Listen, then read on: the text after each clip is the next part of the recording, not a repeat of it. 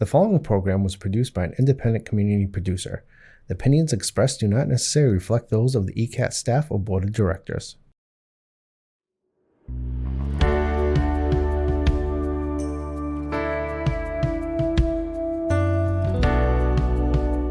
Giving a voice to the voiceless, pulling stories out of the shadows and putting them under the spotlight, making sure that each person is valued and cared for. This is Humanity First with Peter Evers, presented by BAMZ. Hi, everybody, and welcome to another edition of Humanity First. My name is Peter Evers, your host, and today we're going to be topical. We're going to bring some stories back into the headlines. ICE has been off the headlines, or out of the headlines for the last couple of weeks, last couple of months, because there's been other things on our radars, like war in Iran, like heavy gas prices and the economy. But we're going to explore what's going on in our communities relative to ICE. And is this still an issue? Is it an issue that's just not getting into the newspapers on the television? So we are going to have Felicia Heywood come in. She's our EVP of DASIA. I think Felicia's probably been on about 4 times in the last couple of years. And we're going to see what is happening in these communities that are at risk. And I did find out this morning when I had a quick review of the news that there's been about 360 arrests by ICE in Massachusetts over the last couple of weeks. So we are actually in the middle of a surge, which is a bit surprising given that there hasn't been that much news relative to what happened back in Minnesota earlier on in the year. So Felicia's going to come on. We're going to explore that, and we'll be back in a couple of seconds. Thanks. Hi, I'm Jamie. I'm an essential worker here at BAMZ, and I'm a nurse. Nurses are essential here at BAMZ because as nurses, we really have the opportunity to make an impact. We have very small ratios, so we have the opportunity to really learn everything about the person served and be able to give the best care. It really serves such a great purpose for me as being a nurse and really why I came into nursing. Learn more about nursing opportunities at bamzjobs.org. Giving a voice to the voiceless, pulling stories out of the shadows and putting them under the spotlight, making sure that each person is valued and cared for. This is Humanity First with Peter Evers, presented by BAMZ. Well, welcome back, everybody, to Humanity First. And as promised at the top of the show, we have Felicia Heywood with us, who is our Executive Vice President of DASIA, Diversity, Equity, Inclusion, Justice, and Accessibility. Bit of a mouthful, actually. Hi, Felicia. How are you? Hi, Peter. I'm good, thanks. And welcome back. And I think we were just talking that this is the fourth time that you've been on the podcast, which is great, which makes you a veteran of the show. As I was saying at the top of the show, one thing I think that's going on at the moment in our communities is continued surge activity by ICE, and it's something that really has fallen off the radar a little bit. You know, I often think when you put the news on at 6:30 with David Muir or whoever it is, you know you're going to get certain things. You're going to get something from the federal government that they've done. You're going to get weather, and actually now it's close calls of aircraft at airports. I don't know if you've noticed that they seem to focus on those things, but one thing that I didn't notice yesterday was any reporting on ICE and what they've been up to in communities. And it took a quick check to find out that in Massachusetts over the past few weeks, there's been around about 360 arrests made by ICE. And that is, I think, a surge. And also in Minnesota, that it still goes on. I was listening to Tim Wolf the other day talking about how Minnesota is sort of arranging to fight ICE through the courts. And, you know, part of our conversation today is what is going on in our own communities and how is it affecting the people who are being, let's say, pursued by ICE, and even those who are not being pursued by ICE, but the people that look like the people that are being pursued up by ICE. And I think that's where I want to begin. But I want to draw out that conversation a little bit more to look at how America really is dealing with the trauma, and I think it is trauma, of another layer of law enforcement that doesn't necessarily have the right to do what they're doing. So we'll get back to that. But let's start with our communities. What's going on? Are people relaxing now that ICE aren't on the front page of the newspaper or on the television?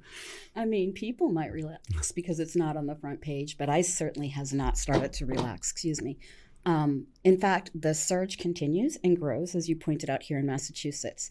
And though we might think, because we live in Massachusetts, there's sanctuary cities, that maybe things are a little bit better here, but what's actually happening is ICE is resorting more and more to these public space arrests, right? So the courthouses, the gathering places, churches, things like that. So what's happening is not just the terror of ICE itself, but the very public displays of, I'll call it brutality, that really are having a lasting impact on our communities. I think it really says something, I think especially about the courthouses, where people are going to do the right thing 9 times out of 10, but they're afraid to go now, right? And so what does it mean when we become a society where you can't access things like courthouses or hospitals? We see changes happening in people who access our community-based services, people afraid to come into early intervention, things like that. So it's not in the headlines, it's not making the big sexy news, but it is happening, it is increasing, and it is creating trauma. So I think it's a really important thing, because you speak to somebody who is pro-ICE. Usually somebody will say, well, look, they're only going after criminals. And I did actually check the ICE website before I came, and there's 2 murderers caught and detained. But it's not, and there may be some of that, right?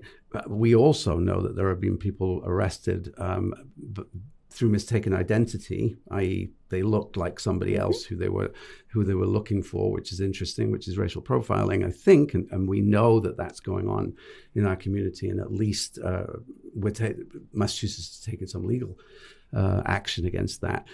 But it's not just that, is it? It's those people, and WIC and EI, so WIC, Women, Infants and Children, which is the federal nutrition program and early intervention. Our numbers are down at BAMSI in that, right? And that is no coincidence, I reckon. Yeah, I think people know as much as possible where to avoid. And unfortunately, it is the things that make our community run. So it is services in the community, it is hospitals, it is courtrooms. So people who need services, the services that provide the backbone, really, of our community, are not accessing them. And so what's happening is this fear is getting created, but also the structures that we have in place to support people are starting to crumble as well through lack of access. And when I think about this, and I think about our acronym, our use of DASIA, diversity, equity, inclusion, justice, and accessibility, for my money, you can't have justice if you don't have accessibility. Right. So if you're cutting people off from accessing hospitals or daycares or services in any way, you're clearly creating a society where justice is a little bit out the window. Right. And actually, the next shoe to drop of that, of course, are the Medicaid cuts, which are coming later on this year. So there's another sort of blow that has been handed to, as usual, people who are least resilient in someone. Actually, these people are very resilient, but least capable of doing that because of the resources that they have, which is a pretty old story, I think, sometimes when you have a government that doesn't care about everybody in their society. I think we're seeing that a little bit. Let's just drill down a little bit into the real individual stories that we're hearing. You know, there's a book by Bessel van der Kolk, which is The Body Keeps Score, and you mentioned it before we came on the air. Talk a little bit about trauma responses and how our bodies react to trauma in a community where it is always a possibility, and many of our minority communities know this over a long period of time. It's just a lot more intense now. Know that there is a likelihood of trauma as they walk out the door. Yeah, sure. So I was thinking a lot about this and the fact that what we're creating is sort of systemic trauma across our communities. And there's no disjangling that from sort of racial lines as well, because we know who's being picked up. It's people who are brown-skinned, people who have accents, things like that. All of this and the continued sense of, if I leave my house, and maybe not even in my house, I'm not safe. This entity of people wearing masks can come and grab me up at any point. That has impact on one's physicality. That actually, and the research has shown through the years as we've studied trauma, that not only is it impacting your own body, but it's actually impacting the bodies of the people you're producing and the children you're raising. So when I think about the impact of the trauma of what we're experiencing, I think of it way beyond the individuals who are certainly being picked up on the streets, but it's living in a community that's marked by that fear, right? Fear as a tactic of our government is something that we're not really used to here, but it creates trauma, right? We are living in a fear-based society, and that's intentional. And the extent to which people can navigate that fear without accessing the parts of our community that are set up to support them is just creating legacy that I think it's going to take generations to sort of restabilize, to get our equilibrium back as a community. And it for me, it has very interesting implications for organizations like ours, right? You talked about the people who are on the front line. And when we're living in a time like this, really the important question is, as leaders, what are we doing, right? Are we pushing risk up, or are we letting risk settle down to those who are the most vulnerable to it? And so it feels very important whenever possible for those who hold power, such as institutions like ours, to be thinking about how are we mediating this risk for those around us, whether it's our staff, whether it's persons served, because we know folks with disabilities are also particularly vulnerable. Yeah, and providing as much of a backdrop for people to say that there is a part of our society that doesn't want to solve its issues through violence.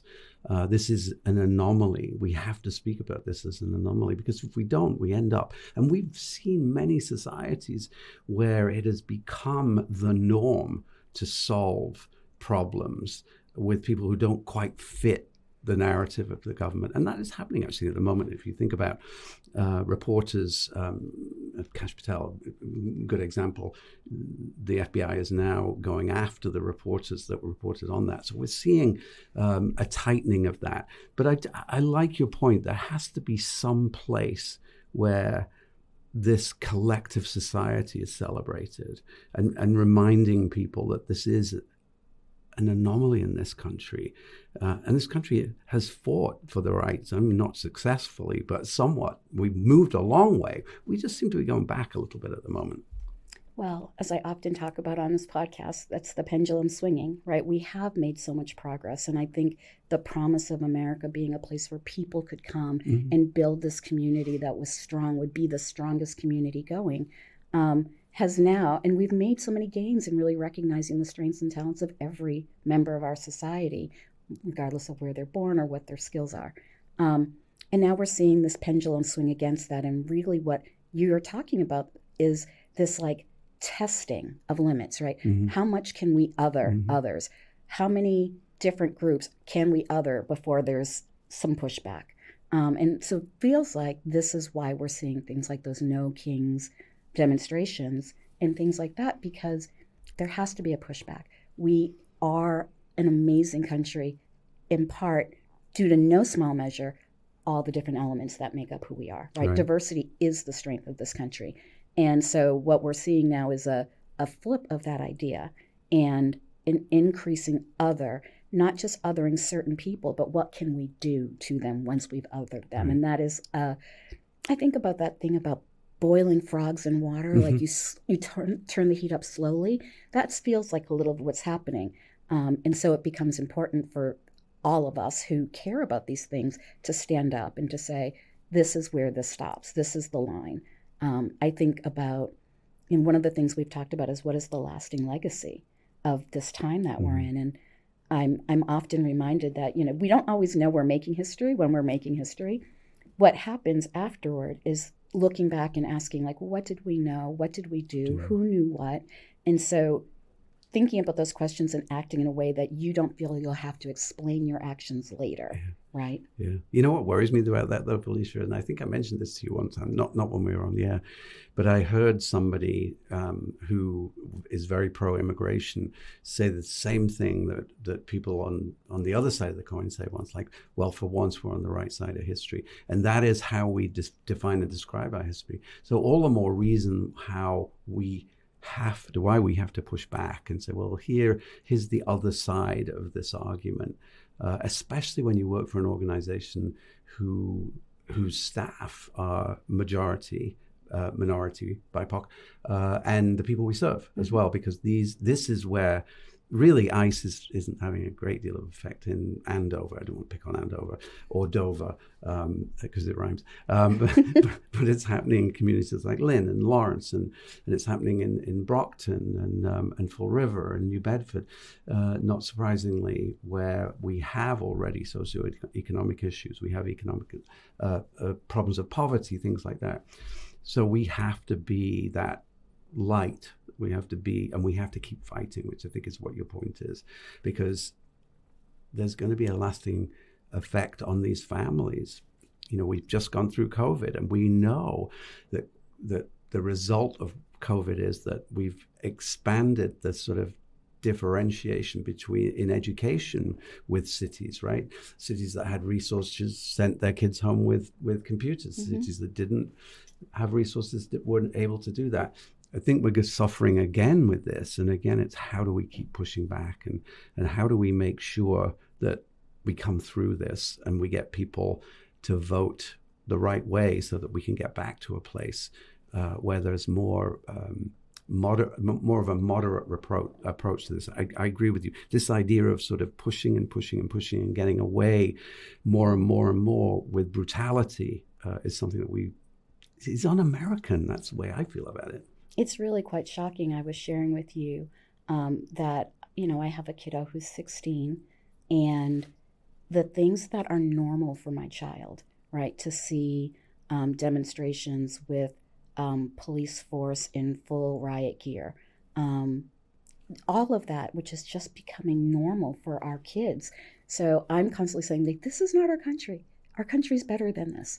But I do worry that we are raising a generation for whom these things are normal, right?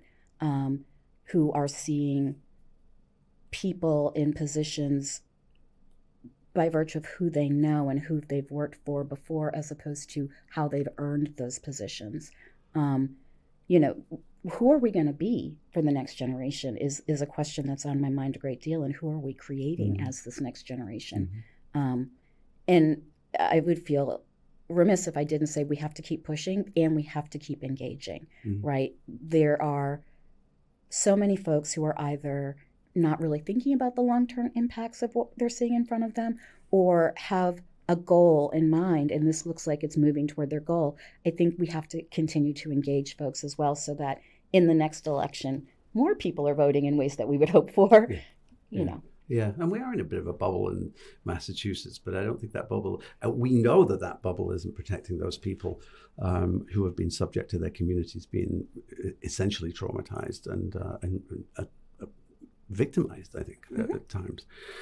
But it's, we have to remain positive because we have to be able to give support to people in our communities. BAMSI is an organization that has been there for 50 years. It's going to be there, as a new company, of course, as we've spoken about on this show, for another 50. We just have to make sure that we position ourselves to do that. And that notion of inclusivity with everybody, regardless of their opinions, is a conversation that we really need to. I know that as our EVP of Deja, you always push that, and that there is enough room in this tent to have good conversations about what equity looks like, what inclusion looks like, and we've got to keep doing that. Absolutely. I mean, I feel like it is my current passion, just to ensure that we're bringing people in as opposed to calling them out, right. That we don't get anywhere just by pointing fingers at one another. We get somewhere by engaging in dialogue. And certainly there are cases where action speaks louder than words. Do that at the vote when you're voting. But if we continue to, the conversation is really about marginalization, right? When we're talking about ICE, there's the marginalization of immigrants, right? And on the flip side, there can be a marginalization of folks who voted for particular candidates, right. And we have to avoid that. We don't want to get down in the mud, so to speak, as my grandmother would say. Don't get down in the mud with those people. Yeah.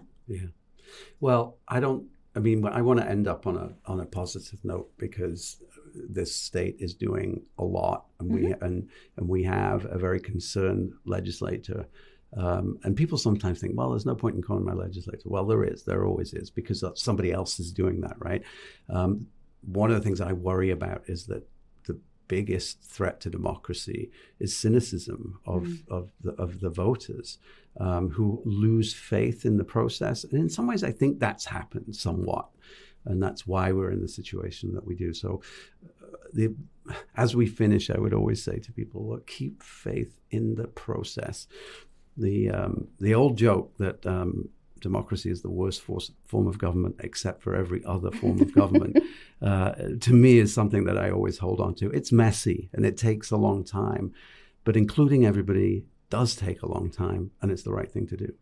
Yeah, and I would say that this fear of this doubt of the system is part of the fear that's being stoked. And so, not to be too Pollyannish, but continued faith in our system, really leaning into what are our roles in the system, each of us as citizens, is ultimately what's going to pull that pendulum back the other way, right? Yeah. So we can't give into that fear. No, and that's the optimism I think that we live with. Get involved in the process, and please, everybody, vote. Yeah. Vote and get involved and get to know the details and advocate for what's right, whatever you think it is. Felicia, thank you so much for coming on. Thanks, everybody. We'll see you next time.